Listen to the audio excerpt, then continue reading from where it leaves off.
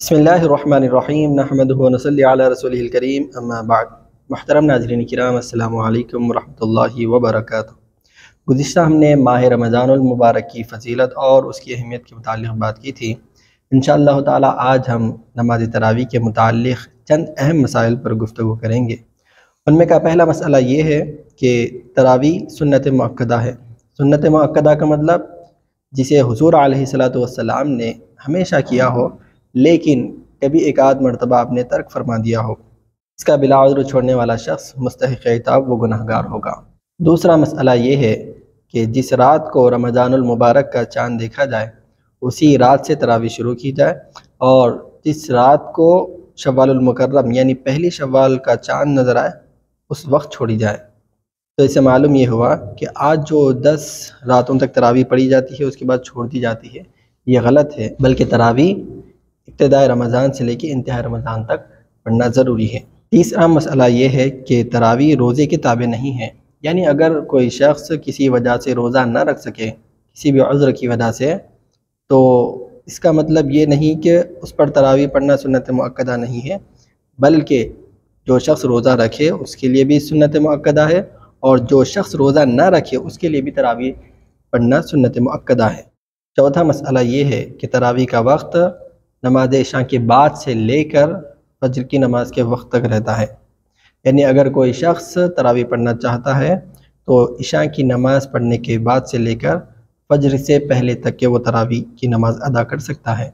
पांचवा मसला ये है कि नमाज तरावी पढ़ने में तिहाई रात या निस्फ शब तक ताख़िर करना मुस्तहब है। अगरचे बाद नमाज इशा भी पढ़ी जा सकती है लेकिन तिहाई रात या निस्फ शब तक ताख़िर करना मुस्तहब है। छठा मसला ये है कि तरावी में जमात सुन्नत किफ़ाया है, यानी तरावी की जो जमात है सब पर क़ायम करना सुन्नत मुअक्कदा है, लेकिन अगर चंद लोग मिलकर भी तरावी की जमात कर लेते हैं तो वो सारे के सारे बरीउज़ ज़िम्मा हो जाएंगे।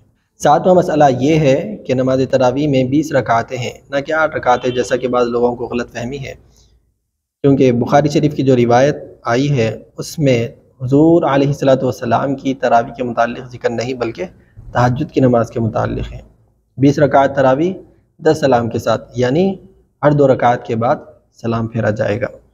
आठवां मसला ये है कि नमाज तरावीह में 1 मरतबा कुरान मजीद ख़त्म करना सुन्नत है और 2 मरतबा ख़त्म करने में फ़जीलत और 3 मरतबा ख़त्म करना अफजल है। नवा मसला ये है कि नाबालिग लड़के के पीछे नमाज तरावी पढ़ना दुरुस्त नहीं, यानी अगर कोई नाबालिग लड़का नमाज तरावी पढ़ा रहा है तो उसके पीछे नमाज तरावी अदा करना दुरुस्त नहीं है। 10वां मसला ये है कि अगर कोई शख्स फ़र्ज़ नमाज और वितर नमाज की इमामत कर रहा है और दूसरा शख्स नमाज तरावी पढ़ा रहा है तो ये दुरुस्त है, यानी अगर कोई शख्स इमाम है और वह इशा की नमाज़ पढ़ा कर पीछे आ जाए, तरावी कोई और शख्स पढ़ाए, फिर इमाम आगे बढ़कर वितर की नमाज़ पढ़ाए तो ये दुरुस्त और जायज़ है। 11वां मसला ये है कि अगर कोई शख्स नमाज इशा ख़त्म होने के बाद मस्जिद में दाखिल हुआ है तो सबसे पहले वो नमाज इशा अदा करे, उसके बाद तरावी की नमाज़ में शरीक हो। ऐसा नहीं कर सकता कि पहले तरावी की नमाज़ पढ़ ले और उसके बाद इशा की नमाज़ पढ़े। 12वां मसला ये है कि अगर कोई शख्स इशा की फ़र्ज़ नमाज जमात से पढ़ी हो तो फिर वो वितर की नमाज़ भी जमात से पढ़े, अगरचे नमाज तरावी जमात से पढ़ी हो।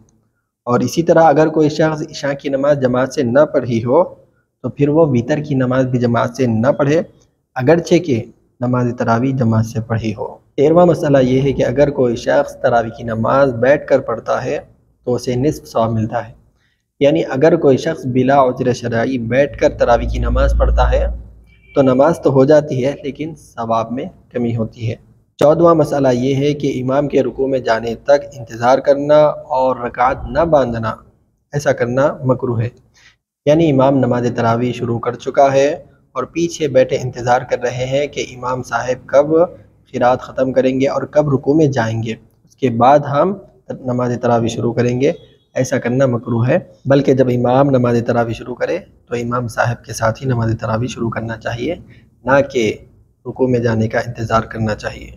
तो ये तरावी के मुताल्लिक़ चंद अहम मसाइल मैंने आपकी खिदमत में पेश की। इसके अलावा भी और भी कई सारे मसाइल हैं, बवक्त ज़रूरत आप उलमा इकराम से रुजू करके मालूम कर सकते हैं। اللہ تعالیٰ سے دعا ہے کہ اللہ تبارک و تعالیٰ ہمیں سمجھنے اور عمل کرنے کی توفیق عطا فرمائے۔ وآخر دعوانا ان الحمد للہ رب العالمین۔